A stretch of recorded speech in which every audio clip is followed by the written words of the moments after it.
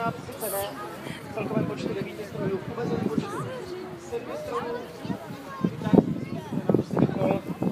protože je to letošní jediná dynamická skupinová ukázka, takže myslím si, že si ji maximálně užijeme. Dokonce i počasí nám už přeje, za pár okamžiků se aktuální čísla, kolik nás tady dneska je, že v loňském roce nás za 2 dny přišlo 223 000.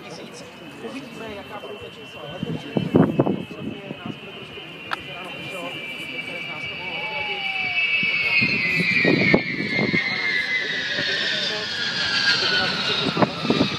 Ale to bylo krásné.